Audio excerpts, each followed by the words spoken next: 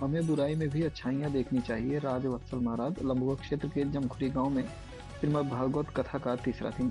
लंबुआ तहसील क्षेत्र के जमखुरी गांव में पूर्व बीडीसी राजेश सिंह के आवास पर तीसरे दिन श्रीमद् भागवत कथा का कहते हुए राजवत्सल ठाकुर जी महाराज ने ध्रुव की कथा सुनाते हुए कहा कि ध्रुव जी एक दिन में अपने पिता की गोदी में बैठने जा रहे थे। तभी उनकी मौसी ने यह कहकर निकाल दिया कि अगर तुझे राजगद्दी पर बैठना है तो पहले भगवान की तपस्या कर और भगवान से वरदान मांग कि मेरे गर्भ में से जन्म ले, फिर तुझे गद्दी मिलेगी। ध्रुव रोते हुए माँ के पास आया और कहा कि माँ, मौसी ने मुझे डांटा।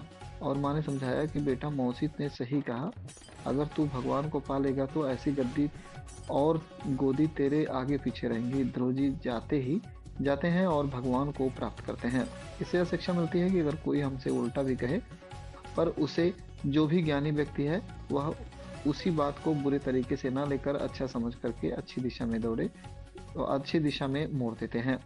महाराज जी, इतनी सुंदर आप कथा कह रहे हैं, ये प्रेरणा आपको कहाँ से मिली? आपके गुरु कौन थे? जी, मेरी कथा मैं बचपन से स्वाध्याय करता था, भागवत जी का भक्तों के चरित्र पढ़ता था। धीरे धीरे इच्छा उत्पन्न हुई, फिर आगे श्री कौशलेन्द्र त्रिपाठी जी महाराज से मुझे प्रेरणा मिली। उसके बाद मैं वृंदावन गया, जहाँ श्री आदर्श कृष्ण शास्त्री जी से मेरी मुलाकात हुई। उन्होंने मुझे भागवत जी पढ़ाई और मेरे गुरु जगत गुरु निम्बारकाचार्य श्री श्री श्याम देवा शरण श्री जी महाराज।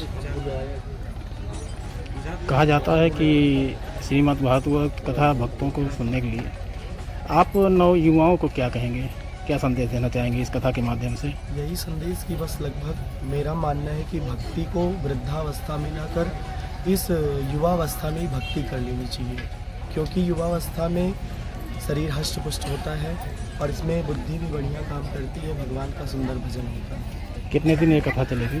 श्रीमद् भागवत सप्ताह है, ये 7 दिन की कथा है, 7 दिन का अनुष्ठान। आज कथा का क्या होगा? आज कथा का तृतीय दिवस था, जिसमें आज लगभग भक्तों के चरित्र की कथा कही गई। ध्रुव जी की कथा, प्रहलाद जी की कथा, जामिल की कथा हमने सुनाई।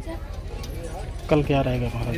कल कथा का चतुर्थ दिवस है। कल तो बहुत सारी कथाएं हैं, जैसे समुद्र मंथन की कथा, मोहिनी अवतार, संक्षिप्त रामचरितमानस की कथा, लेकिन कल का मुख्य आकर्षण भगवान श्याम सुंदर, भगवान कृष्ण के जन्मोत्सव की कथा। कल कुछ विशेष रहेगा ये जो आपके यहाँ सुनने आते हैं कथा?